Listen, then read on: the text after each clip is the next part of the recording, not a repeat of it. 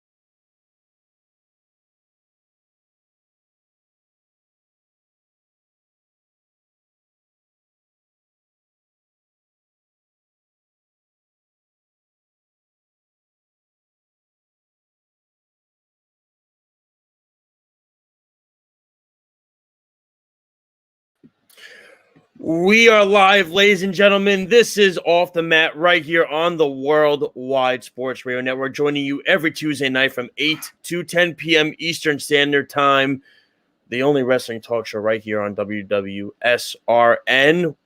Sorry we're late, technical difficulties, but we're going to get right through it. No commercial breaks tonight.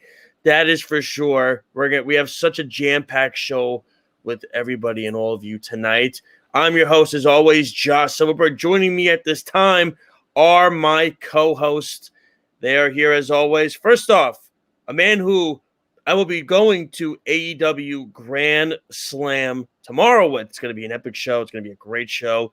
That is Mr. Lyle Gillen. How you doing, man? I am doing wonderful. Really excited for his commercial-free episode, just like when Donald Trump bought Monday Night Raw. No, for God's sakes. Oh, God. And he's going to stick with us tonight. He's not going anywhere now. That's for damn sure. I don't care what anybody says. That's Mr. Alex Lowe's. How you doing, man? You got to unmute your mic first. There we go. He's got it. What's going on, Alex? I'm doing good. Very interested to get into Grand Slam. A lot of good shows happening this week, including Dynamite, NXT.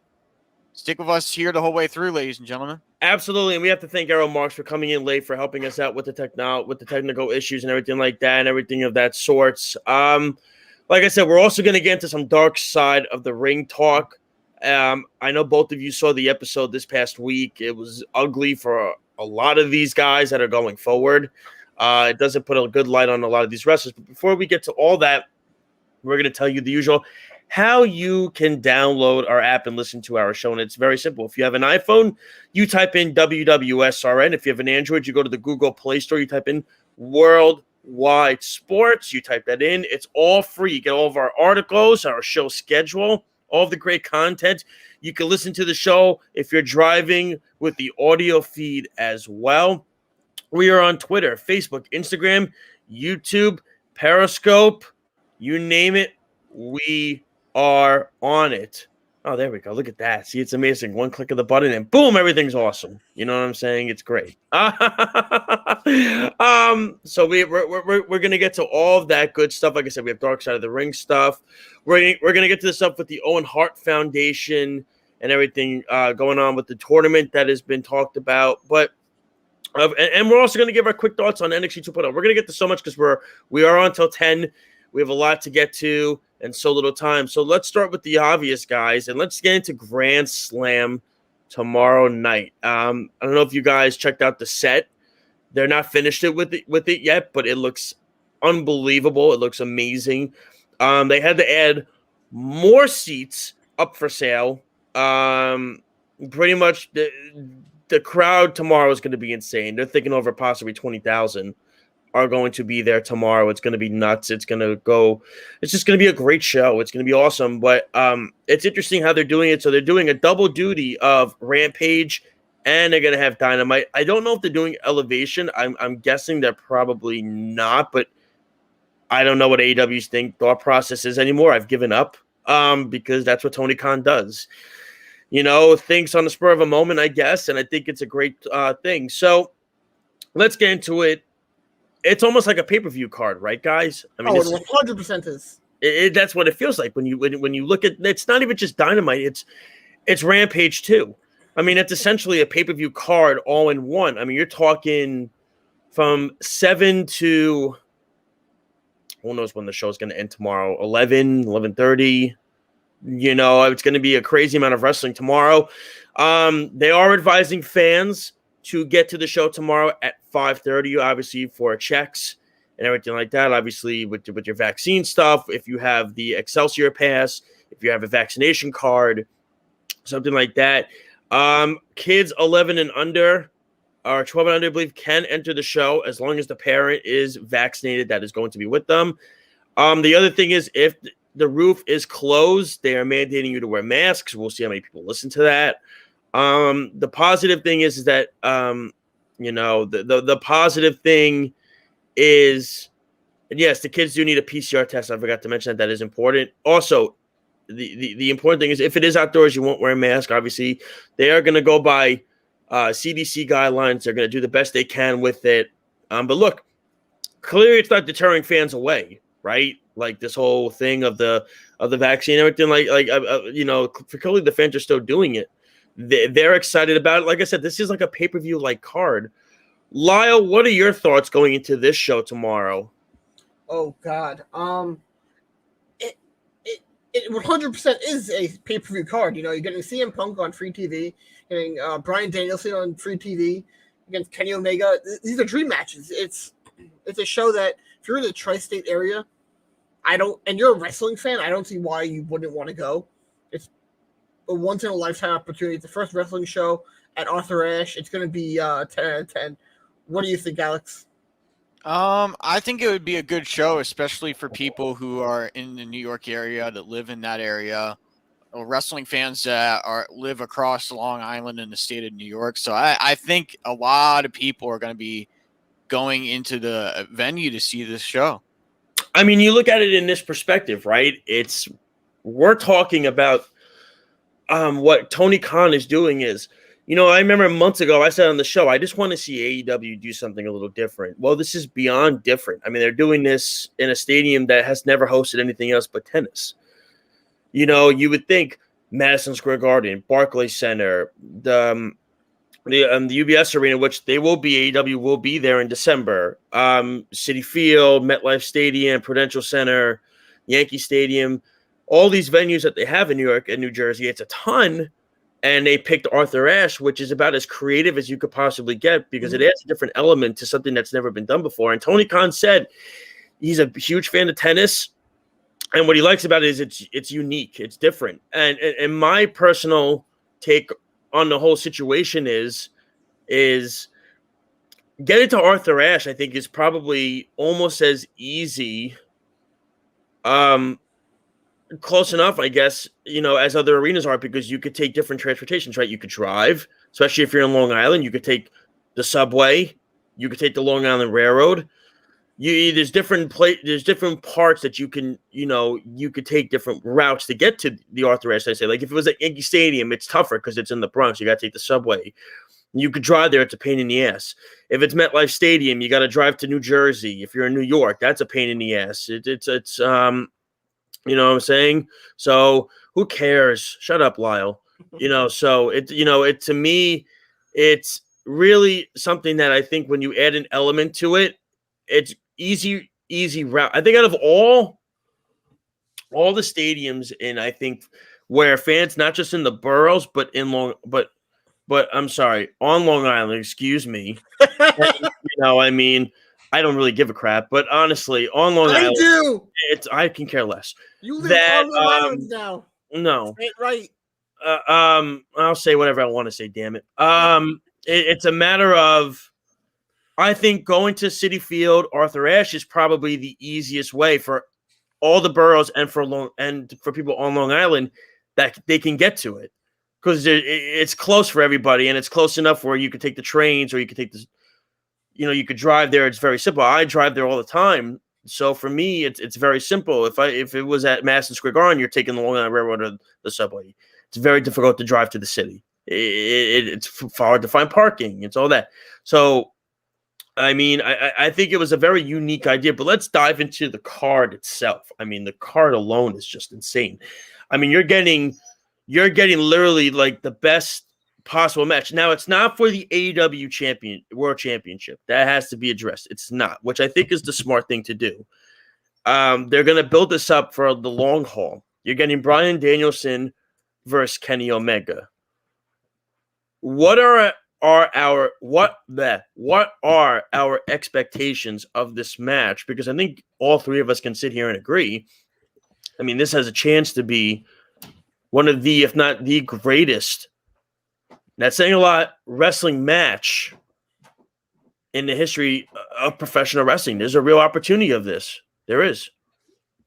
What are your guys' thoughts? I don't think that will be. I fully expect it to be Bryan Danielson versus Kenny Omega at Full Gear.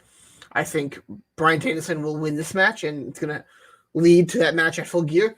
And I think if they're going to be having that match at Full Gear, you can't have this match be a match of the year candidate. You have to have it be very, very good, but know that they can do better. And that's what I think is going to happen. It'll be 20, 25 minutes, and then when they face off at Full Gear, then he'll beat him then. See, no. really Omega will beat him then, I should say. See, I'm gonna before Alex goes, I want to say I'm more of a glass half full kind of guy, where I have the expectation of this that I think this will be one of the better matches. Because to me, this is a dream match. And whether it's for the championship or not, I don't think it's going to make a difference. These guys know what a big opportunity this is for this product in this setting, that I think it really is something that I think when you look at it in the whole thing, that it's really going to be a special match that night. And they're going to do everything they can, the two of them. Just because it's not they could have two good matches in a row. Like Omega and Okada had a billion good matches in a row. So, they could have a great match here and a great match at Full Gear. It could be both ways. I didn't say it wasn't going to be, but there's an echo there. I think it will be I said it'll be a very good match, but you'll know that there could be more done, and that's when I think it will. Because I think the payoff should be at Full Gear, when you make Omega look like $1 million, and Hangman wins the title eliminator tournament, and then you have them face off a few weeks later on Dynamite. So, and Omega is still have this built up of that match, and it's amazing. That's how I think it should be done. Alex, what do you think? I agree. Oh, what the heck? Hello? Hi, we hear you, Alex. You're good. I agree with Lyle. I think this the match it's going to be an interesting one. I think all the matches on the card would probably live up to expectations. We'll just have to wait and see. To me, a match that I guess I'm not as excited about, but I think can really do a great job, we'll see, is MJF and Brian Pillman Jr. I think I like the storyline. I like the backstory of the whole thing. Obviously, MJF doing what he does, being a douchebag, making fun of his family, and all that, making fun of Pillman's family. To me, like I said, I'm going into this match. This one I'm going into it with it half empty. But I think when the payoff happens, listen, everybody has a shot to make this a special night, right? Whether you're on Rampage or you're on Dynamite, this is huge for the company in itself. And everybody is expecting every match to be a killer match. I mean, that's just they literally put an all-star, they put like a double or nothing kind of all-out kind of card on for tomorrow. They did. What they did. And it's essentially what they did. And they're putting on cable TV back-to-back twice this week, for Wednesday and Friday. MJF and Pillman, to me, is an interesting one, because this is a big moment for Brian Pillman Jr., because, everybody always talks about, everybody's like, listen, he's nothing like his father. This is just, listen, Brian Pillman was one of my favorite wrestlers ever. Brian Pillman, there's nobody like Brian Pillman. Brian Pillman was a special breed of a character, loose cannon. Mhm. He was. Yep. It's very hard to pull off what he did. I mean, to literally say, I'm going to pull out my Johnson and piss all over this ring and the crowd go nuts. I mean, that just alone just sets the standard of like, Brian Pillman Jr. will never do something like that. And we all just have to accept that. He's just not that kind of guy. He's not. He's a completely different mold than his dad. You know, I mean, it does say something. Brian Pillman Jr. at first wasn't even going to be a wrestler. He's like a video game aholic kind of guy. He's a tech guy. The wrestling wasn't even in his future. And then later on, he decided to take on professional wrestling with the MLW, and now he's doing AEW with the Varsity Blondes, with Griff Garrison, and what's her name? Hart. Julia Hart. Yes. So, to me, I mean, look. Not related to Bret Hart, by the way. No. I hope it's a good match. I do. The only thing I was kind of hoping, instead of Anna Jay and Penelope Ford, I was kind of hoping they would swap that out for Miro versus Sammy Guevara. I was kind of hoping maybe they would do that. Can't do everything at once. What'd you say? Can't do all the big matches at once. I know you can, but you know what? I mean, look, I think if you're a champion on AEW and this is such a big card, I think all the champions should have a match, whether it's for the championship or not. That's why they had it at had the other two matches last week. At Prudential Center, yes. They had the tag team match, but again, you see, but they're still having the Lucha Brothers wrestle. Yes, they are. They're still wrestling. That's what I'm saying, though. So, like, you could have still had Miro and Guevara wrestling on Rampage. Like, I mean, that would be much better than Ford and Anna Jay. Like, that's a match for me that I'm just going to go to the bathroom and just take you know, like, all right, get a beer or something like that. That'll be a solid match. But, like, if out of all the matches on the cards, Lyle, and I'll ask Alex, if you had to pick one match, you said, boy, I really have to use the bathroom, or I want to get a beer, that's Penelope Ford and Jay is probably, I would say, the match. I would say if Bray Wyatt came out, I would go to the bathroom. Oh, you're so full of it. Are you kidding me? The crowd would go. I would immediately go take the biggest dump of my life. But I don't know if I don't know if you're saying this to annoy me. 100%. Yeah, 100% you are. See, that's the thing. And again, I'm going to say what I'm going to say. If Tony Khan and Cody feel like that this guy's going to help their company, they're going to sign the guy. They haven't been wrong with any of their signings. I don't think he fits. I've said it every week. I don't think he fits. We'll see. Listen, we don't know. Listen, I will tell you one guy that they signed that I did not know if he was going to fit. Honestly, and I'm going to say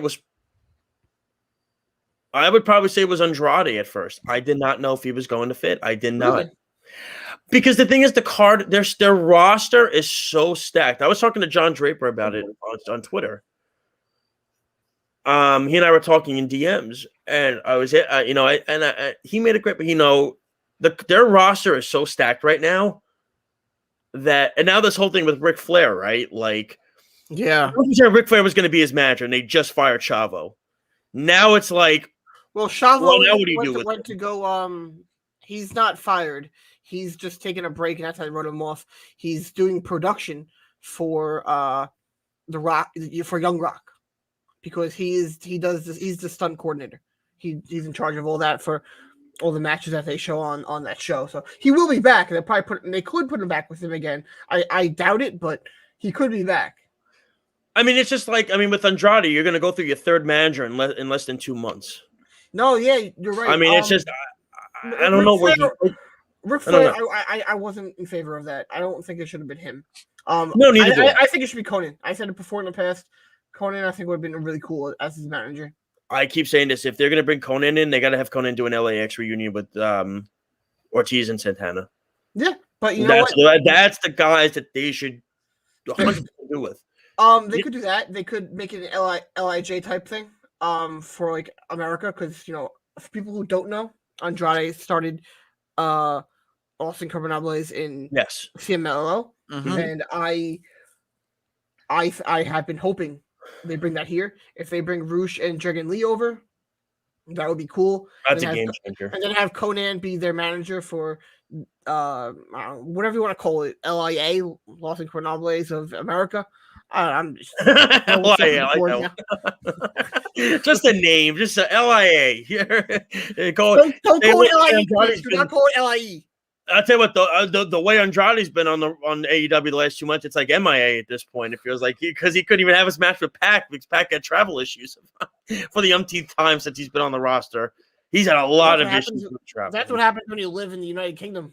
Yeah, I mean, look, I in this perspective, he was one guy that, and John made a good point to me. He just felt that I think the roster is so stacked and so clustered, which is a good thing. It's a great problem to have. And I know Tony wants to fit everybody he can on the roster as much as possible. It's obviously, of course, as a businessman, you're going to try to make all your guys happy, right? Like that's the way wrestling works. Because, if you're not used enough, guys are going to get pissed and girls are going to get upset and they're going to get annoyed. And to me, like, think about it. Like, so Andrade had his match with All Out, which had a chance to be a special match. It was a great match on Rampage. Mm-hmm. I didn't like the finish. I hated the finish. I know I don't like the interference thing. It wasn't even. I'm not a big fan of it, but in a match on a weekly show, it's not the worst thing in the world because it just building something else. But would they have done that at All Out? Oh, no way. That's what I'm saying. So it was like, it took a little steam off of that too, because it went from an All Out match to, okay, it's on Rampage, and Rampage is at 10 at night on a Friday. Well, they could have, because they still had to write Chavo off. Well, that's the thing. Yeah, I mean, unless they were going to do it that next week. So we don't know. Yes, so to me, Alex, you're a little quiet over there, sir. What are your thoughts going into with the way we're talking about Andrade and him being on the roster? Do you think he's not even Andrade? Who's a guy in your eyes that you see isn't fitting in on the roster as well as you thought would have? For AEW or New Japan? AEW. If we were talking about Forbidden Door, I would bring over Kenta. We're not talking Forbidden Door. We're talking about what's not fitting in on the roster. Like, who's a guy or girl that's not fitting in on the roster as well as you thought they would have? Penelope Ford. Yeah. That's an easy one. I mean, she's trash, so it doesn't even matter. I mean, she does a split, and then that's it. She's not bad. She's not that bad. I don't think she's that. I don't find her interesting. I can't get on board with it. Exactly. Lyle, who's a guy for you or a girl that you felt hasn't fit in as well as you thought they would have? Oh, God. It's a great question to ask, I think. It is. That's a very good question. I could say Orange Cassidy, but I don't want to upset people. I think he's done better than people expected. Oh, I'm joking. I'm being so I think honestly, Good Brothers. Oh God, they've been awful. I mean, it was so funny when Adam Cole did his spiel a few weeks ago when he was talking about being back, and it was like he talked about Omega and the Young Bucks, and it's like the Good Brothers and Don Callis are standing right there in the ring, and they're like, "Nah, we're not gonna talk." Like he didn't even bring them up. That was on purpose. He did it twice. That's on 100% on purpose. That's not something there. Oh, so what is the reason for that then? What do you think? I think that's they're setting up something for the future. I think it's too obvious. It's everything they do. Like they're gonna turn on them. I think they're setting the stones in place for that to happen. Oh, you're telling me? So you're saying Gallows and Anderson would be the heels or the face? No, I think I think those three would turn on them. They have to go back to Impact at some point. Yeah, I don't want them to be faces again. They were awful in WWE being faces. I don't want that again. Well, Callis can't be a face. He's too much of a carny piece of shit. Yeah, God, he annoys the crap out of me. Yes. Callis is great. He's wonderful. That's the point. He's supposed to be a pain in the ass, right? Like he's supposed to be a pain in the ass. That's what he is. To me, I think a match I really think that can steal the show and get people buzzing, to me, is Soho and Britt Baker. I agree. I 110%. Now, everybody brings up the Jamie Hayter and the Soho match. Look, it was a little sloppy. They didn't seem to be on the same page. It happens. That totally happens. Well, you gotta get the stench off of you from WWE. Well, that's what it is. Once you have a couple of matches and get that stench off from that terrible company and how awful they are in the ring over there, and not because of the wrestlers, it's because of how much they restrict them. then yeah, it's gonna take a few. I mean, it was more. Actually, I was gonna say it was more Hater that was the. I thought she was fine. I thought she was fine. I thought it was sloppy. They just didn't seem to get on the same page. Which again, that totally will happen. Ruby Soho is as talented as anybody. I think she's gonna have a banger match with Britt. I don't think she's gonna win. I think Britt's gonna win. And I am curious who eventually does beat Britt for this belt. It could be Thunder Rosa. I think it will be. I think it should be. Yeah. There's an element to that, right? Because she beat Britt. It would be Britt Rosa 3 when they face off next. Well, that's true. And they each have one win. Yes, they each have one win. Yeah, so that would be fun. Well, no. Technically, it's only one so far because the other one was unsanctioned. So it wouldn't count then, is what you're saying. Yep. Well, speaking of unsanctioned, I know we're going to go over to Rampage, but we're going to go back and forth because the card is so stacked. They're having a lights out match. Suzuki Goon versus Moxley and Kingston. So that has to go on last. Yes, it does. Yep. Which that's going to be. Well, I don't want to give away. Do we want to give away how they're doing the recording for Rampage? It's already been reported. It's already been reported. Okay, so pretty much what they're doing is for the fans that are going tomorrow. The show starts at 7. Mm-hmm. So that first hour they're recording Rampage. Okay, so from 7 to 8 they'll be doing Rampage. Then Dynamite's 8 to 10. And then they're gonna finish off Rampage, which I guess would be until 11. And then that's it, right? Because it's gonna be 2 hours. You can't go over that unless they edit stuff out. They're not gonna stop. They're not gonna stop Dynamite. Immediately turn to Rampage. It's gonna be like 20 minutes in between. No, they're gonna set up the ring and stuff. And then they'll do Rampage. It ended at 11:30 at Prudential Center after Rampage. Okay. It was around that time. So I expect it to be the same. And if you notice, I don't know if you guys did notice Rampage, they have the AEW logo back in the center of the ring at Rampage, which I thought was awesome. And I think that's something they should do going forward for all their shows. I like that right in the center. I think it's cool. I like it. That's how they did it at the beginning. But I like it as a Rampage only thing. I think that's cool. It makes it different. Mr. Quiet Pants up there. What do you have to say? I think Suzuki Gun being on that show for that card would be interesting because we haven't seen him on an AEW show. Well, that's what I'm saying. We're gonna get that. We're gonna get that tonight. Not tonight. We're gonna get that tomorrow night in the Lights Out match with Moxley and Kingston. Is it on the Dynamite card or is it on the Rampage card? Okay, so that'll be Rampage card, which I was a little surprised at that, but at the same time, that Dynamite card is ridiculous. I mean, you got to do FTR versus Sting and Darby, and then you got to do Cody and Malachi Black, which I'm so nervous about that match tomorrow. That's the match I'm so nervous for, Malachi and Cody. Because I don't want Malachi losing. I think Cody's going to lose, yeah. Do you think Cody is going to lose? Yeah. Stephen Amell is going to be there. So we could get Vigilante Club. Oh, yes, okay. But just don't mention Marty's name. I think that he could turn on Cody. But I don't think that will happen. I think he'll be in Cody's corner. It's going to be interesting. It's going to be very interesting. No, of course. Absolutely. The consensus everybody seems to be saying on Twitter is that he's going to turn heel tomorrow, Cody. No, I think that would be really cool. If he wins and it's because of a heel turn, I'm okay with it.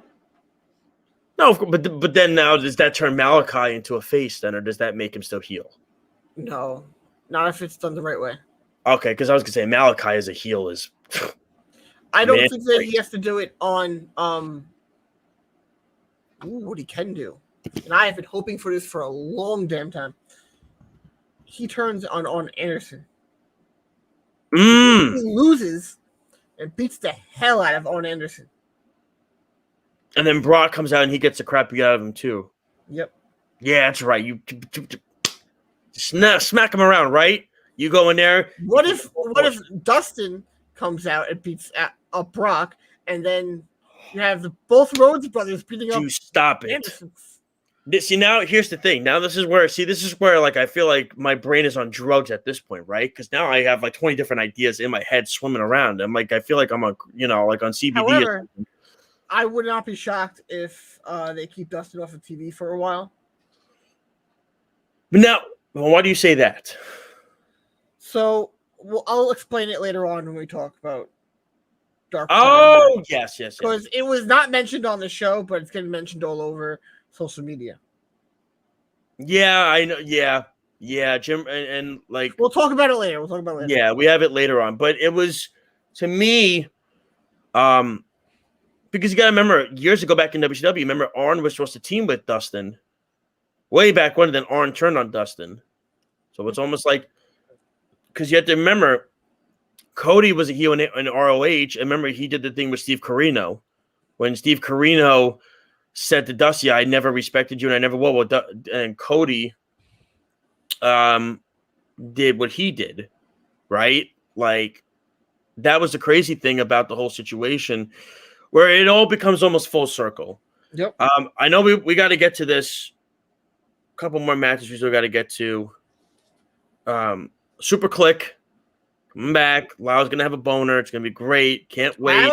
Had that one already. It's gonna have another one. I came in my pants when I was at Prudential Center. Okay. You see what I'm saying? So this is the thing. Like this is the part where I say to myself, "Boy, oh boy, I need to wear my I need to put my blinders on because I don't want to see that vision."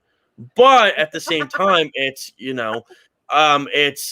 it's a matter of how do you do this? Okay, because they're facing Jungle Express and Jurassic Express. Excuse me, I don't know why I say Jungle Express. I did Jungle Boy in my head. Jurassic Express and Christian Cage. Listen, the Super Click's probably going to win, right? Like no, that crowd's going to be amped when they play Jungle Boy's theme. Adam Cole's too. Both. When they do Bay Bay, that's going to go crazy. They're going to do that, but when they play Jungle Boy's theme, though. Oh, yep. And how about when Heyman returns? If he does, after the Omega match, and the entire place just goes apeshit. Oh, shit. I have to be great. Better when Chris Jericho comes out and they sing Judas with Jake Hager against who are they facing? Oh, they're facing the greatest. What are they? Ethan Page and Scorpio Sky. What are they called? Men of the Year. Yep. Men of the Year. Which I'm so like. I can't stand. Yeah. Oh, that guy's such a dick. I think listen, I'm going to say that guy was at the Capitol riots. Somebody needs to search him. He was on camera. He was on Impact. He's from Impact, that guy? He was on Impact. He was managing somebody. I forget who. Maybe Alex knows. You okay over there? I'm good. Dan Lambert, do you know who he managed on Impact? No idea. No idea? Okay. Oh, damn it, Alex. It's all right. After this, I want Alex to break down G1 Climax for us. That's right. You know what? I like that idea. Alex, you're going to break. Look at him. Oh, you see, his ears perked up. He's like Millie. He's like, he heard his ears perked up when he got his way. You see what I'm saying? He got the G1, New Japan Pro Wrestling. He said, this is it. My time to shine, baby. That's right, bitches. Get the freak out of the way. I won't go any further than that. I almost said something Packers. You know what I'm saying? So I almost went that route. Alex knows what I'm talking about, right? The F Packers. You know what that is. So I'm saying in this perspective, also Sting wrestling for me tomorrow. I mean, I haven't seen Sting wrestle since the Coliseum back in 1998. It's been that long. You remember when I saw him wrestle? Yeah, I know. You saw him. Double or Nothing, baby. Yeah, Double or Nothing. You saw him. But, at least I'm glad you got a chance to see him. See, I saw him in his prime, though. Oh, God. Here we go. Crow Sting, long hair. He actually looked in shape. Not that he doesn't look in shape now, but he looked better, So, Alex, pretty soon he's going to come up with, growing up, I was a WCW guy. You damn Skippy, I was. I'm proud of him, mofo. You know what? Sting was my favorite growing up. And I remember going to TNA and seeing AJ Styles jump on my mom. That's right, she did. And I went to WrestleMania 20 with my dad. That's right, I did. It was the greatest show ever. Was. I saw it in the prime. I saw wrestling Prime. That's And right. Madison I Square saw it. Garden. It was the last event inside an arena. Yeah, I did. Well, Alex, do you want to break down the G1 for us and what's going on there? Yep. All right, let's do it, man. Break down the G1 for us. What's going on? And then after we're going to segue to the Owen Hart announcement. But segue with this. What's going on with the G1? What's happening with that? Who's this girl with the fat ass on the NXT? Jesus Christ. Not fatter than Jimmy Haters. Oh. 31. Wasn't I'm Anna looking for Scher, the- wasn't she on AEW? Who? I'm not watching. Well, No. there is an update. Tetsuya Naito suffered a knee injury, and he will have to withdraw from the tournament. Who did? Naito. Tetsuya Naito. Man, they could get injury bug. They can get out of their own way right now, man. New No. Japan is so bad right now. It's not their fault. No, I know, but it's just bad. Yeah, it's really bad right now with all these injuries. But I can tell you who is on the board right now, if I can find it. It's all the way down to the bottom. Yeah, Anna Scher definitely wrestled on AEW once. I know for a fact she did. Let's see. So, Yourself? current standings. Great Okan has 4. Okada has 2. Mhm. Shingo has 4. Evil 2. So this is A block. Great Okan 4. Shingo A 4 points. Toru Yano 4. Yujiro has 4. Kota Ibushi has 2. Kenta 2. Tangaloa 2. Naito had 2 before he got hurt. Son of a biscuit. Do you see what I'm saying? Injuries. Tomohiro Ishii had 2, and Zack Sabre Jr. has 2 in the A block. In the B block, Okada has 2. Evil has 2. Taichi has 2. Sonata has 2. Jeff Cobb has 2. Mm-hmm. Tanahashi has 0. Goto has 0. Yoshihashi has 0. Tamatonga has 0. And Chase Owens has 0. And did you see 2 new members of the United Empire? Did you see that at Ref Pro? 2 guys. Yeah. Oh, Yeah. you joined Bullet Club? Yes, he did. Oh, he turned on. Who joined United Empire? It's this tag team. They're in Rev Pro, and Will Ospreay was there. And basically, what happened was the guy they kicked was the guy that was working with John Moxley. Remember, he used to come out with a guy in New Japan. So he was wearing his Death Rider jacket, and Ospreay said, "Moxley can't save you now" on Twitter. And I went, "Oh, I saw that." Wait a minute. Ooh. I said, wait a second now. Yeah, you want to get me excited. He's gonna be on the cruise. And they're saying he's not gonna be wrestling. However, they're filming a Rampage, supposedly, on that cruise. So maybe they're just hiding it. If they have Will Ospreay debut on AEW on a freaking boat, I'm gonna be pissed. Okay, that's messed up. No, I don't think he'll debut. I think he'll debut before that. And he better have him wrestle on a freaking boat in the middle of the ocean. What kind of bull is that? God sakes. It's the one stuck in on Long Island that ran away. That's right. It's Barney. Mm-hmm. That was the bull's name, Barney. Yes. Barney the bull. Yes. Did they ever find the bull? No, he's probably dead. Oh, damn it, Lyle. Like, why you gotta be morbid like that? You don't even know. Well, apparently somebody was like a professional bullfighter or whatever the hell he's called. He was looking for him and didn't see any like tracks or any poop or anything, like any like remnants that a bull was living where he was supposed to be living. All right. So he's probably dead. So no Lyles came out of his butthole. Well, I mean, I guess you know. Yep, I'm shit.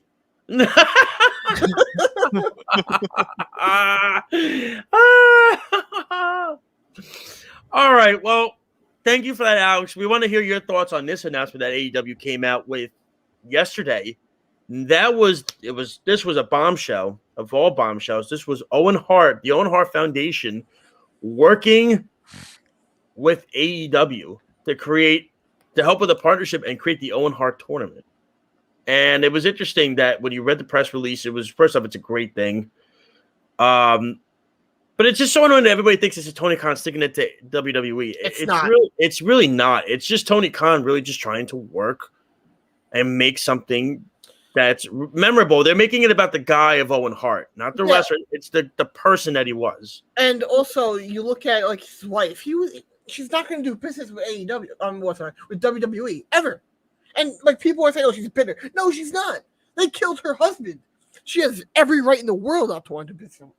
Of course, absolutely. And then when you look at it in this perspective, now the interesting question everybody's been asking is who is the one that should win the Owen Hart tournament? That was the question that's been going on. You heard MJF was an answer. Scorpio Sky was an answer. Bryan Danielson was an answer. Oh, Daniel Garcia. That would be a great one. Daniel Garcia would be an interesting one. And one to me that really stuck out, and we'll see how he does tomorrow, is Brian Pillman Jr. Because Brian Pillman Jr. actually had a relationship with Owen Hart and that family. Yeah, I mean, it was really – they posted a picture of when he was born, Owen Hart was holding him. Mm-hmm. So it's kind of crazy that when you see – remember, Brian Pillman was in the Hart Foundation. So when you look at it in this perspective – and it really depends on how Pillman does tomorrow. Because I want him to succeed. I really do. I really do. Like I said, his father to me was one of my favorites. I mean, I introduced Alex to that promo of him in ECW. And Alex can attest to this. That was one of the best promos you can ever see. That's how you want to make your mark on this industry. What you did was you took a bad situation in WCW and you turned it into a gold mine in ECW. He screwed Eric Bischoff, Pillman did, because he faked him out. He told him, yeah, I'm going to sign. Yep, release me. But later on, I'm going to make my money, then come back. And Bischoff believed it. Eric Bischoff claims that, no, he was part of it. Bull. I believe it. I believe Eric. I believe Eric Bischoff. Oh, my God. Are you kidding me? Pillman screwed Bischoff off royally with that. Well, from what, if I remember what Bischoff... Which he had every right to. He told him to go to WWE and then come back to... They were going to come back to WCW. To make the money you want. Yes. And... It's still funny to this day. If that's true, then he knew about the whole thing. It's so funny to this day, though, that Brian Pillman completely screwed our Bischoff. No, he didn't. Oh, dude, yeah, if he knew about it, then he was never going back. By the way, I'm sorry. You can say what you want. I don't 100% trust any Dark Side of the Ring episode anymore after what RVD said. What did he say? RVD said that pretty much what he said on the show, a lot of it was heavily edited and twisted, and that his comments were I'll read the tweets directly later, but he pretty much said that he did not say what people are claiming he said. Well, there's always two sides to a story. There's always two sides, and we can't get one. That's the thing. I'm not going to believe one person's side if I don't hear the other person's side, right? Like that's. But at the same time, listen, it was genius by Pillman because he made himself bank in WWE. He was, and honestly, if he stayed alive during the Attitude Era, who knows how much he would have grown because he would have fit right in the Attitude Era, Brian Pillman. With his promos, he wasn't the Attitude. No, I'm saying if it would have kept going. Oh, yeah. Yeah, because you have to say when he was alive, like the Attitude Era was there, but it didn't hit the full peak yet. To where it started beating WCW. When he passed away, that's when it started to beat WCW in the ratings. So I would have been curious to see how much of a great career, which he already had a great career, but how it would have even exceeded even more as the loose cannon. Because you got to remember, when he was in WCW, he was the goody two-shoes Pillman. That he started becoming a little bit of the loose cannon in the Four Horsemen.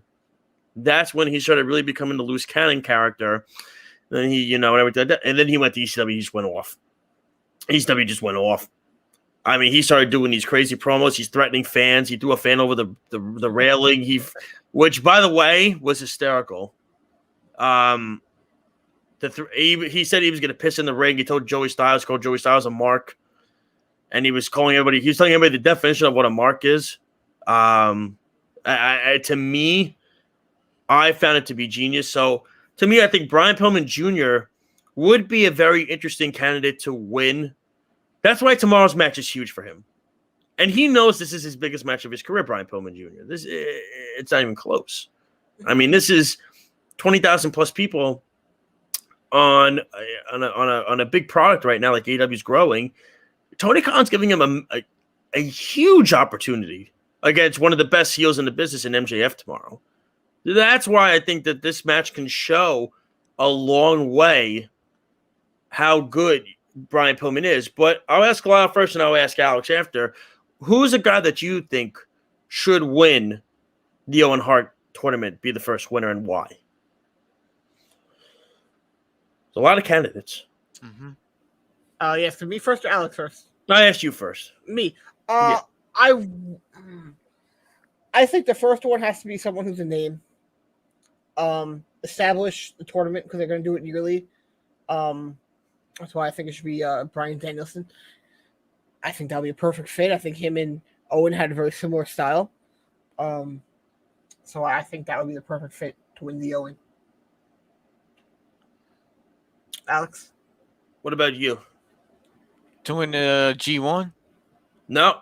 Damn it, Alex, to win the Owen Hart Tradition Tournament. Oh, I would, I would pick Brian Pillman Jr. Look at that. You see? Now, why? I got to get. I it's mean, funny, like, I haven't even was opened up the app yet. I know that him and his dad, like his dad was good friends with Owen Hart, so it only makes sense for him to win. I'm trying to get this page open. It would only make perfect sense for Brian Pillman Jr. to win the tournament because his dad was very close with Owen Hart. I got to go back to all these comments. There were 43 comments, and I missed all of them. See, this is what happens. Really? On Facebook? Yeah. Carl asked where we were. I'll read all of them quick. Snug writes, "Oh no, this is what happens when people unplug things in studio. Earl tried to warn people, but no one listens. Yay, it's Lyle Gillen. Carl, Lyle's mic is overrated. Frankie, what happened? Oh, God.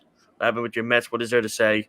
Snug writes, "To download the app, call Josh. He makes an appointment to come to your home anywhere in the continental U.S. He will tell you how to do it. If you don't follow directions and the power bombs you and blocks you from the show, it's totally worth calling." Yeah, the Mets are like a car accident, Snug. You are right about that. No. They are not like a car accident. They are a literal car accident. You are also allowed, if your vaccine card has been vaccinated, but there is a 14-day waiting period. Snugrats, I like to imagine that Lyle. See, this is already getting weird. He already likes to imagine things about Lyle. Lyle forms the first interspecies duel with his dog, and they defeat Kenny Omega and a goat for the interspecies tag team championship. There you go. Yeah. Snugrats, not gonna lie, let's just play tennis at intermission. My dog would make Kenny Omega submit in a minute. Yeah, he submits because he want to get Harold his beautiful clothes. No, because my dog would start off playing fine, and then he'd all of a sudden go and just start biting him. 10 minutes aside discussing terrible New York public relation work projects and in transportation. Oh my God, Carl wrote. Snug writes, "Love it. Good to know all the transportation options available on Long Island. Feedback sounds like lame horns on the expressway." Snug writes, "He left out hitchhiking and Uber. Could do that too." Snug writes, "LMAO. It totally did sound like Long Island traffic. You don't have to make it sound like it. You just come live here. It is it every day." Snug then writes, "Oh, please God, broadcast the hitchhiking if that's an option." And then he writes, "If you live in Long Island, wouldn't you be buried in the ground?" Yeah. Love it. It's good to know all the transfer, blah, blah, blah. I imagine if Alex became a wrestler, his costume would feature a cape along with a fancy hat. That's by Snug. Carl writes, feedback sound. No, why is this all popping up? Okay, here we go. So public pissing is almost always entertaining. Carl, Josh's little one will come out with Jimmy Snuka apparel and the Ultimate War Bandana. Listen. Honestly, my little one probably makes more sense than what the Ultimate Warrior probably did when he was alive.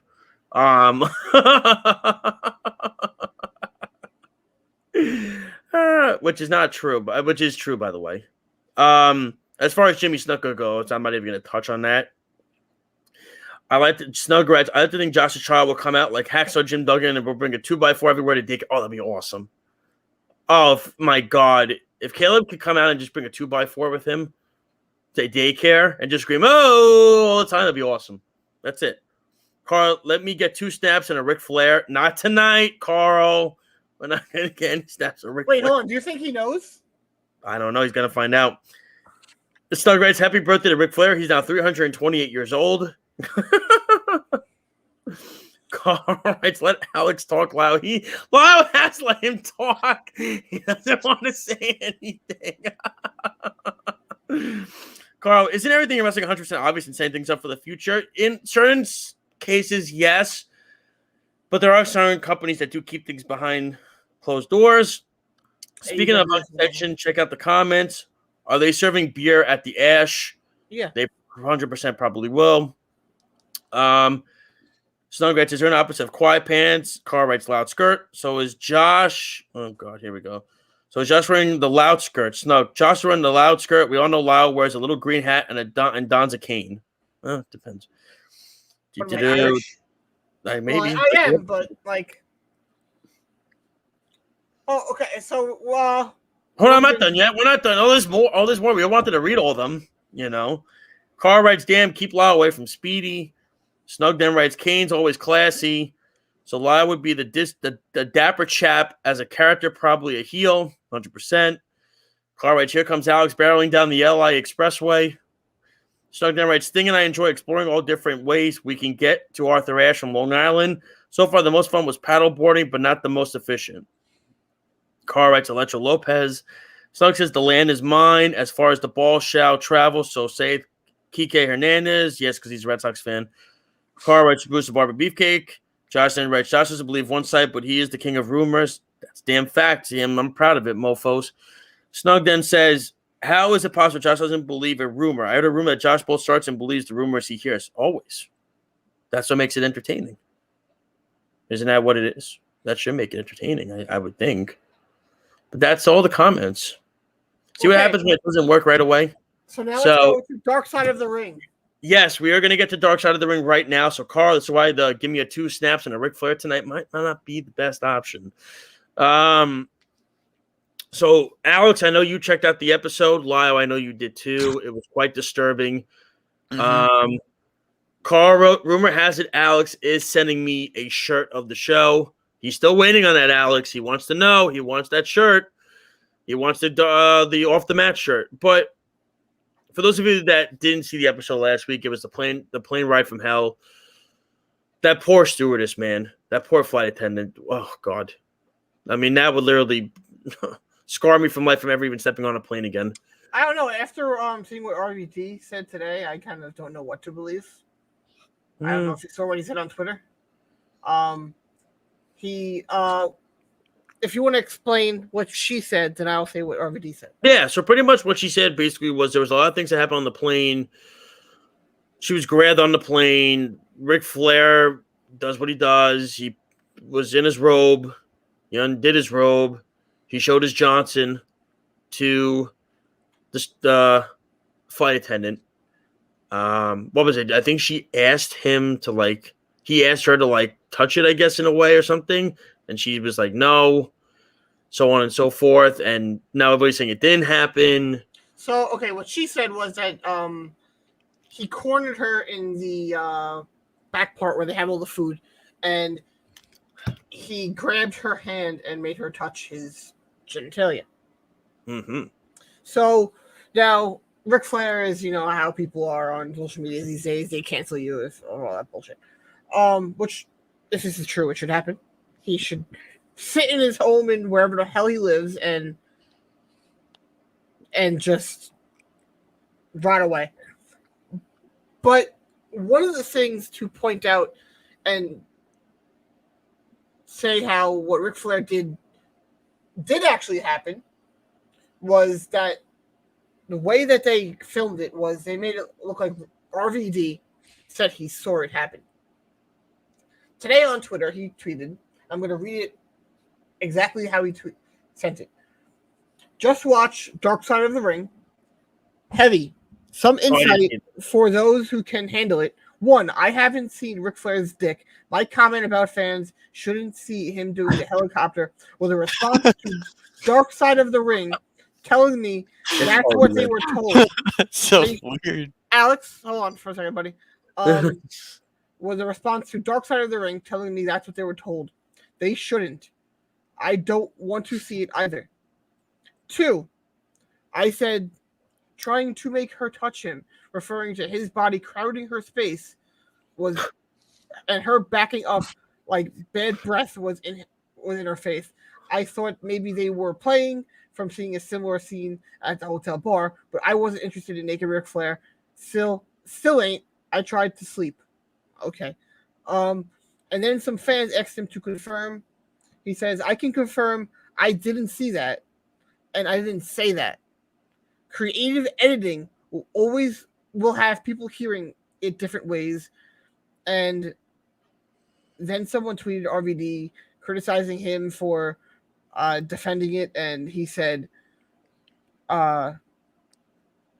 he pretty much called him full of shit. And also he clarified again that his comments were she couldn't get by him without touching him. Not necessarily his genitalia, but she couldn't get by him without touching him. That's what he meant. And Dark Side of the Ring edited it to make it look like Ric Flair was harassing her and doing all this stuff. Now, we know for years that Ric Flair has always put his robe on naked and done that. That's something that was even on the WWE Network in a Storytime cartoon telling us he did that. It's common knowledge. Should that have ever happened? Hell no. But we all know it did. Now, we don't know what actually happened. Ric Flair denies it. Other people are saying they didn't see it. Now, based off of what RVD said, I completely am questioning if what everyone is attacking Tommy Dreamer for, which is coming off as defending Ric Flair. Did he actually defend Ric Flair? Or did they ask him other questions, and then they took those answers and edited it to make it look like he was? No, I'd love to hear Tommy Dreamer respond. I think that is exactly what happened. And that's why I said earlier, I don't necessarily believe everything they say. I'm going to try and pick and choose. And because, Josh, you went to school for journalism. We all here do a form of journalism in this show. We know the one thing everybody wants is to get everybody talking. They want to get ratings. That's what they care about. I guarantee you next week on Dark Side of the Ring, they're going to have one of the biggest rated shows ever. Because everyone was talking about this episode. And that is what they wanted. And I don't know what to believe. I'm not going to make a decision on if I do believe.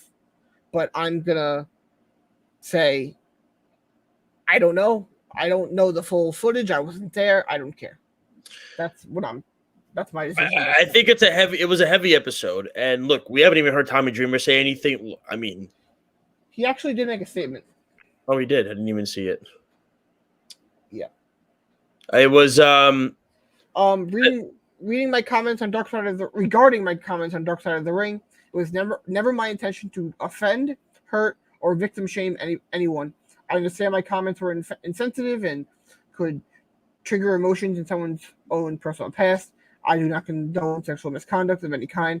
I apologize to anyone I offended. From the bottom of my heart, I am sorry.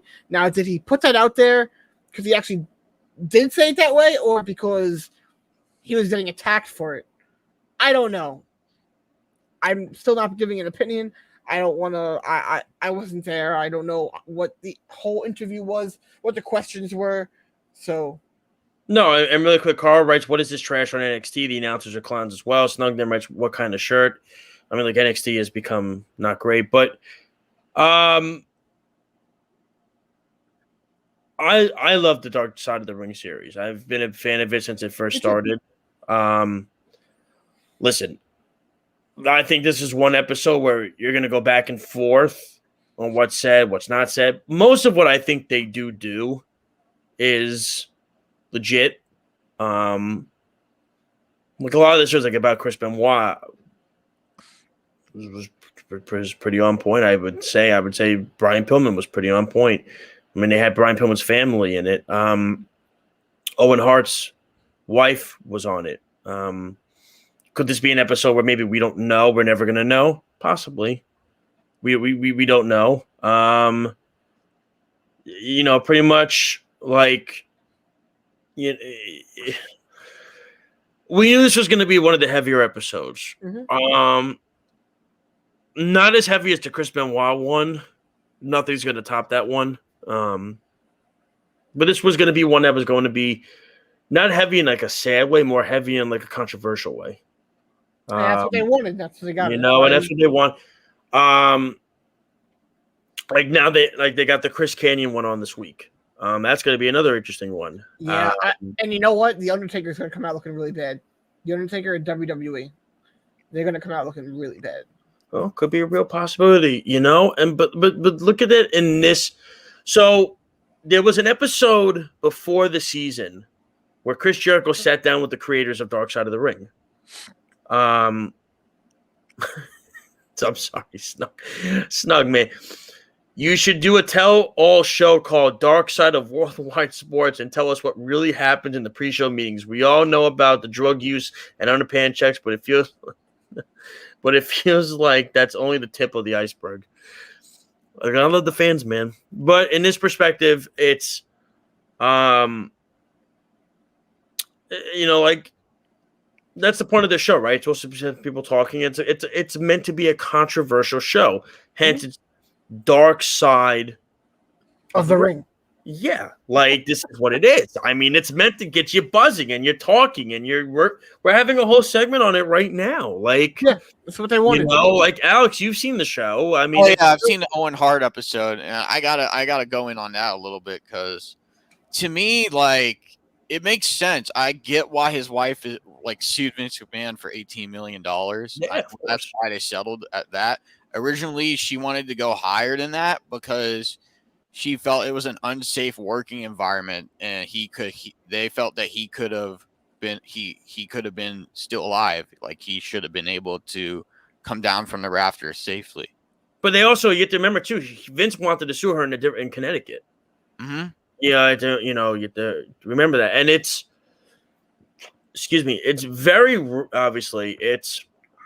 Because if you notice the malfunction, so it's the WWE doesn't take part in it really, right? Mm-hmm. Like they don't really have any of the wrestlers take part in it. Like Jim Ross went to AEW and Jim Ross wasn't at all part of the first season. He's taken part of it. Stone Cold has taken part in it about Brian Pillman. You know what I'm saying? Like to me, when I look at it in this perspective, it's the Young Bucks will be on the next one. What'd you say? The Young Bucks will be on the next one. They are. Yeah. They're in the Canyon one, which is interesting, and I'm trying to figure like what the relationship with them is. They train. He trained the Young Bucks. No, so you see, so they were very, very, very close with him. Canyon came out as gay to Matt. He was the first one. Matt or Nick, I forget which one, but he came out to one of them for the first time. And you see, they're also going to have DDP on there, which, of course, they were best friends. You know what? They're going to have the Howard Stern interview, I would imagine, where Chris Canyon was an idol. I mean, Ric Flair was an idol to Chris Canyon. I mean, Chris Canyon, you know, Canyon helped train David Flair. And Ric Flair went on the Howard Stern show, had to call in, and he pretty much insulted and basically saying why he couldn't cut it in wrestling. That's why he got fired. I mean, this is going to make man, these 2 weeks are going to kill Ric Flair. It's going to, And like I don't know how he's going to come back. WWE in general is going to look really bad. They will. The only thing is, I feel like a lot of WWE fans don't watch the Dark Side of the Ring shows. No, see, they don't care because they know how horrible of a company that is, and they just turn a blind eye and go, AEW bad, yay, Vince, woo! That's all they can do, and like. I can't with them. You know, it's going to be interesting. I mean, you got the Luna Vachon one is going to be interesting because she had a lot of issues in her personal life. I want them to do a Dark Side of the Ring on Ashley Massaro. She got raped in Kuwait, and Vince McMahon told her to shut up about it because it will make WWE look bad. Yeah. I want them to do that and then see how WWE fans react. Yeah, I mean, you know, there's so many ideas. Another episode I've always wanted them to do, Dark Side of the Ring, is how Adrian Adonis passed away in the car accident. Yeah, I've always been curious about that one because he was one of the biggest heels in the company at the time, and he died. He drove, I believe, the car off the bridge, and you know, you're always curious for something like that. I mean, you had Herb, what's his name? What's that company that completely flattened? Universal Wrestling Federation. Oh my God, Herb Abrams. Herb Abrams, yep. Herb Abrams. I mean, that was one of the best episodes. I mean, the guy was doing crack and hooking up with hookers every night, and his company was completely flailing. You know what I mean? I mean, it's Mick Foley said it. Oh my God, we brought out the MGM Grand. We're gonna get a huge, and they had like 1,000 people show up. I mean, it was less awful. than that. I think it was less than that. And they tried to get like Andre. Yeah, I mean, they tried to get Andre the Giant to come in, and they did have Andre the Giant. That's right, they did have. And then Vince took him away. Vince took him away and brought him back. Yeah, and that's how he had that rivalry with Hogan. Yeah, I mean, it was just, oh God, I mean, it was just, I mean, there's so much shit that goes on this show, man. It's really crazy. I mean, it's really how screwed up this entire industry is. And well, I mean, look, they're going to do one on Me Too. You don't have to just watch these episodes. It was Speaking Out. That's what it was. We're going to do a Speaking Out one. It was an entire day when all those girls came out about wrestlers that were sexually assaulting them. That's going to be a major, major episode. Oh, 100%. I mean, listen. The two I most ever looked forward to watching. Obviously, I mean, look, the Benoit one is there, but the Pillman one too, because Pillman was one of my favorites. But besides that, it was the two the Bruiser Brody one, because of what happened in Puerto Rico with Carlos Colon and everything. But the New Jack one was just off the. That was just. I mean, my God, if you smoked weed before that episode, you'd probably laughing your ass off at that episode. Thinking, you know what I'm saying? I mean, he literally threw a guy 40 feet off near the ceiling, and he went bombs away. You know what I'm saying? Like, it was like, what? I mean, I'm just like watching this, and I'm going, and I love it. And the best part was when he cut open Mass Transit, and Sandman goes, so that's why New Jack was so pissed off. What the freak? I'm like, yo, he almost killed a guy. Oh, and Sandman was like, that's why he was so pissed. What happened was Mass Transit. Yes, and the cut him. No. Mass Transit X New Jack, if he could put him through a table. Oh, yeah. If Mass Transit could put New Jack through a table. Yeah. And New Jack was like, no, hell, I'm not letting you do anything to me. And then he busted him open hard way. He destroyed it. That was. I mean, that was just like, but it was just so, you're taking, this whole thing in. The Benoit one was, of course, you knew that was going to be heavy. And the Brian Pillman one too. Trying to think of other good one. The Ultimate Warrior one was. I mean, he cheated on his wife. Is just like, yeah. I mean, it was. Nick Gage one was very good too. Nick Gage one was very good. The Jimmy Snuka one was okay. I expected what I heard. I expected that. The Randy Savage Elizabeth one was. Meh. I mean, they basically made Savage to look like pretty much an overbearing maniac. I mean, he flew to Florida to see what she was doing. I mean, and Hulk Hogan had to come in and step in and be like, "Yo, chill. Like, everybody, let's take it. Let's take an edible, take some seed. Calm the hell down." I know Errol hates Hulk Hogan. What? Errol hates Hulk Hogan.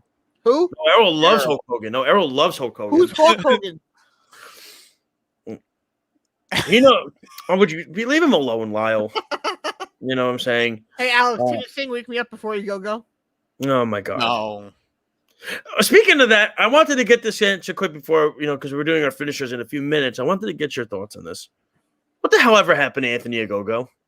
He's hurt. Is that what it is? Mm-hmm. You never heard from him again. Well, if you go on his Twitter, he tweets a lot. So yeah, I see. You hear from him there. You hear from him on Twitter, but where is he on AEW? He's hurt. So when he comes back, is he going to have a major thing? I'm not Tony Khan. Why are you asking me? Let's be real here. Paul White just did. I mean, he destroyed QT the other day. I mean, really, I think that's done. It's done, right? The factory's done, right? Like that's kaput. I hope so. What a terrible story. But see, why didn't they put the factory with what's his name, the loudmouth with the Men of the Year? That would be a terrible fit. I think they're all terrible fits. What the hell does it matter? Had two terrible fits together, and you never know. Team Marshall, I think, is actually does a good job of getting heat, but I think he would be better suited for Elevation. Yes, I agree. I don't want to watch it. No, I don't want to see it on Dynamite anymore or Rampage. I'm done. I mean, it's like I just, you know, but really quick, going back to Dark Side of the Ring before we get to our finishing moves and stuff like that. You know, I look at this perspective of the show. It's actually my I didn't even know it was on. It was two guys. My father told me about it. He saw it on one night on Vice, and he's like, "You gotta watch the show." I said, "What? What's it called? Dark Side of the Ring." Oh, it's about like like the bad part of like wrestling, like what goes on behind the scenes, what these guys are all about, and everything like that. And it's like I said, I got to check that. And then when I was doing my old show at WHPC, my sports talk show, one of the guys told me about it too, and I said, "Oh, I guess I really have to check this out. If two people are telling me this, I really have to check it out."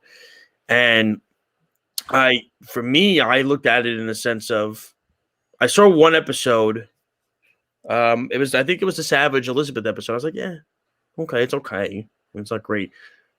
And then they got into like the Bruiser Brody episode. I was like, oh, now you're talking about, you know what I'm saying? Tony Atlas is getting involved now. And I'm like, this is serious stuff now. The fact that the authorities didn't want to have anything to do with Carlos Colon and anything like that because they didn't want to get him in trouble and stuff like that was insane. I mean, it was really, but also, the barbed wire, the death match episode that they're gonna do is gonna be nuts. With Onita, that's gonna be fun. That they're doing it about what was the company he ran? Onita. It was I don't remember. God damn it! What the hell was it called? Alex. What's the name of Onita's company? OD what company? There we go. I'll get in a second. Are you with us? Like, what did you mean by that? Onita. What FMW. FMW. I've never heard of this company. Well, now you gotta watch it because it's violent. I'm being serious. It's violent stuff. Okay? It's violence and gore and guts and filth. Kind of like CZW. Oh, this was what made CZW. Yeah. I just put CZW to I don't want to say we put it to shame, but I mean, guys were getting exploded. If you want to watch some death matches? There were death pool matches. In FM, If you guys want to watch some good death matches, my friend's a death match wrestler now. Who's your friend? I want to watch him on YouTube. Wait, hold on. One of us are not death match wrestlers. You know that, right? What? Josh and I are not death match wrestlers. I know. Oh, but you said a friend. Yeah, a friend. Nah, I get it because he's saying you don't have any more than just the two of us as friends. But no, he's joking around. Yeah, I know. He's a scumbag. He's his Wild West Seagrass is his gimmick, like his wrestling name. He's like a cowboy deathmatch wrestler. I don't know. FMW had some it was like a death pool match where guys would come in on boats and you could throw them in the water and the whole place would explode. It's like, so I'm just I'm looking at this. I'm like, whoa. I saw one where he got picked up and body slammed through glass, and I was like, dude, that's insane. I'm still trying to figure out. He's my age too. Like, that's what I'm thinking. Like, I'm trying to figure out how people go want to do that and say that they're okay with it. And I actually commentated one of his death match events. And I remember sitting there doing commentary, and after someone got smacked with a light bulb tube, a piece of glass about this long comes flying past my head like this. And I freak out. Yeah, that's when I would say, get me a glass thing and shield in front of my face when I announce it. Yeah, I was telling my friend Jumbo, who is a referee in the independent scene, that I want to do deathmatch wrestling. I think that it would be fun. You want to do it? No. I would love. I would please love to. Let it happen. Let's get this going. Is he going to be there tomorrow? Yeah, I believe. But I'm talking to him tomorrow. I want to talk to this guy. He told me you can't do it. It's very actually kind of. I think if I remember correctly, he said it's hard to get into it because they want guys who are trained. I guess that's I would pay to see Lyle get body slammed on a pile of Legos. I want to see somebody smash a light light tubes on his back. The And Legos. survive after one. No, do it Like on the a head. bunch of Do it right Legos. on the head, right over my head. Did you see, so I don't know, look before we get to our fishing. Did anybody see Cardona's tweet 2 days ago? Yeah, he was selling. There was his still glass. one more piece of glass from that show over the summer with Gage. That's They pretty had the cool. last piece of glass out of him. That's pretty cool. And he That's was like- selling it. And he was It was like selling a month and a half ago. it. Leo Rush was pulling stuff out of him for a while too. My I want to friend- watch this swing. I want to watch this pool death match that FMW used to have. I gotta My watch. friend, I got somebody get thrown into a pool and the whole ring just explodes. My friend Ruby Flyer, shout out to him. I saw a picture of him where he took a blade across the forehead. Ugh. And then the guy he was wrestling stuck it in his mouth, and then he went like that. Honestly, I'm gonna say this. I'll give Jumbo money tomorrow. I'll give him straight cash. If you say, listen, I'll give you straight cash tomorrow if you can just put Lau in a death match. I don't care who with. I just want it to happen. Yo, let me Like- do it in the cage. Let me do it in the cage. Oh my god, are you serious? You're You gonna would- die. You cringe if he walked out of the ring. You cringe. He would We'll give you probably, Dave Arquette. he'd No, I'll do probably it. really hurt Lyle. Really Go- hurt Lau. go He'd for it. kill him. Go for it. Go for it. I dare. I want Lyle in the back to say, "Hey Nick, can I throw you through a table?" Hey, Like Mass Transit did. if he would let what's his name Courtney Cox's ex-husband David Arquette. David Arquette do stuff to him, he would let me do something. David Arquette's a famous actor. You're Lyle Gillen. Or better Exactly. yet, have Davey Boy Smith Jr. give him 50 chops. There you go. I'd rather the like. I just want to see 100%.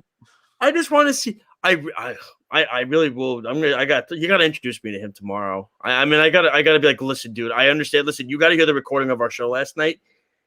Lyle said flat out, I want to do this. That's what I'm No, doing. just Just one have him time. Have him do the chop challenge, 50 chops. No. A chop 50. challenge. Screw that. No, he wants deathmatch, Alex. Give him deathmatch shit. Chop I challenge. want an exploding light tube right over my head. Oh fuck that! You're getting it on the back. Are you kidding me? You're getting No, I all want over it right on the head. bro. You're getting right bro. on You're my getting head. like you're gonna get like a blade into your forehead. You're gonna get the A cheese grinder. like you're gonna get like the cheese grinder in your head. You're gonna get like what did Matt Jackson have with the Nikes? What did Matt Jackson have with the Nikes with the thumbtacks on the shoes? You're gonna get that kicked right in the face. You're gonna get all that shit, man. You're done. This is so happening. I'm totally gonna try to make this happen. This is 100%. We gotta get this down. I'm down. Alex and I will commentate it live while on off the match. Alex will fly in from Florida to New York just to see this match. 100% he would. No, why don't we do it in Florida? We could all go down to Florida.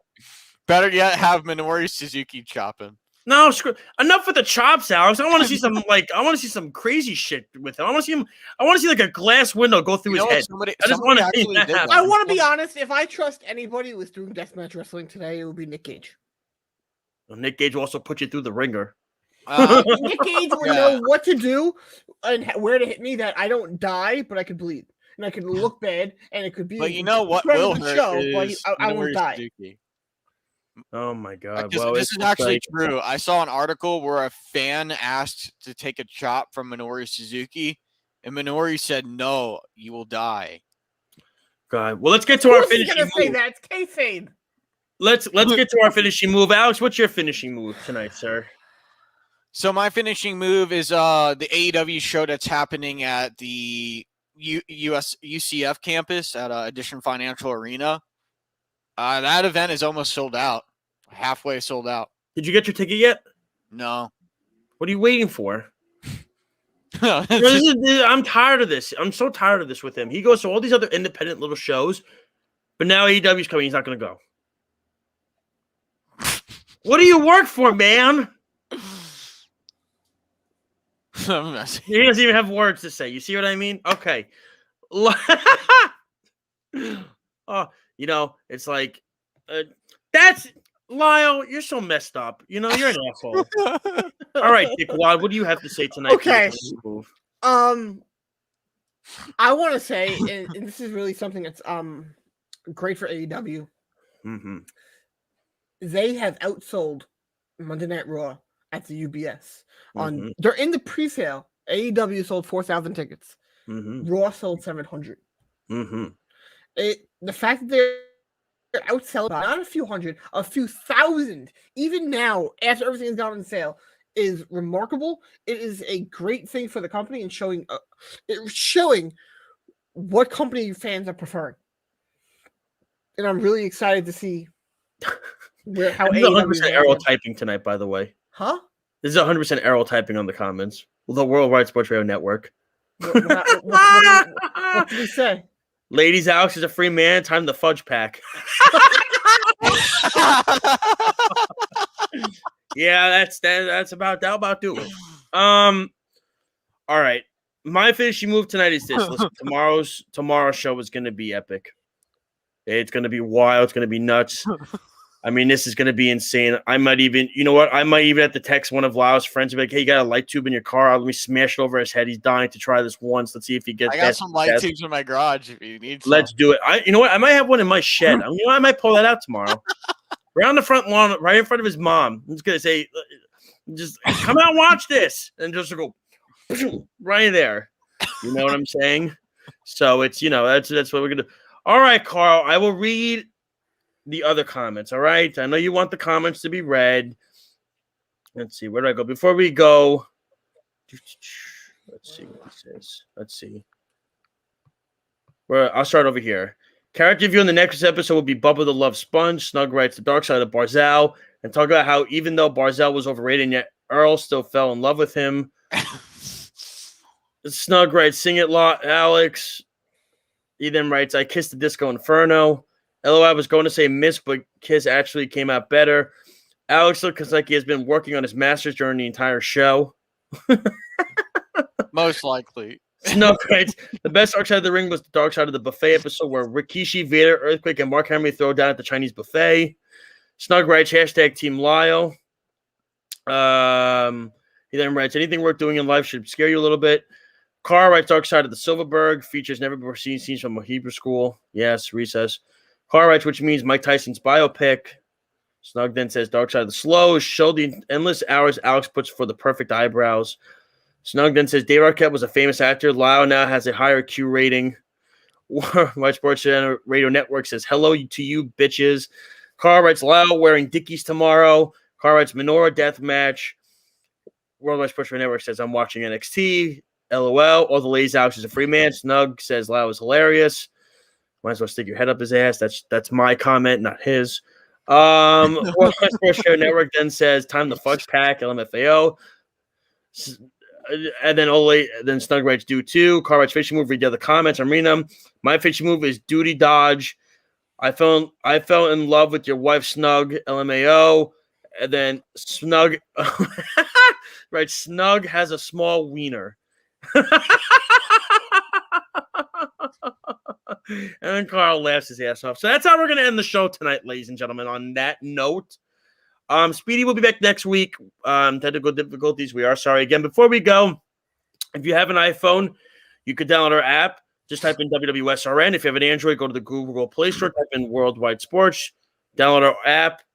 All free. Our show schedules, our articles, all of the content on it. Also check us out, worldwidesportsradio.com. We're on Facebook, Twitter, Instagram, YouTube, Periscope, every single social media platform.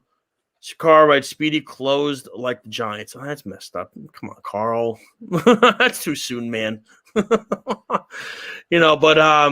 that's it for our show, ladies and gentlemen. Thank you so much to all the fans tuning in, giving your comments. Love it every single time. Great show, guys, tonight. We're going to be back next Tuesday.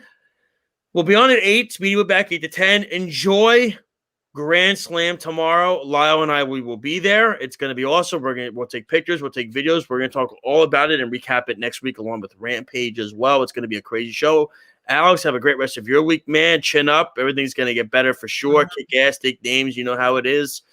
For everybody out there, for Errol Marks for helping out tonight, for Lyle Gillen, for Alex Slows, and for myself, Josh Silverberg, thank you so much for tuning in tonight. Take care. Enjoy wrestling this week. Also, don't forget to enjoy Extreme Rules on Sunday. How is going to enjoy that? Oh, well, I'm just trying to be delightful. Is there no Extreme Rules? Okay. Good night, everybody. We will talk to you then. This has been Off the Mat on the Worldwide Sports Radio Network. I don't know if Kenny Omega is going to do his thing tonight, but if he does, great. If he doesn't, everybody have a good night. Take care. We'll talk to you next week. Good night, everybody.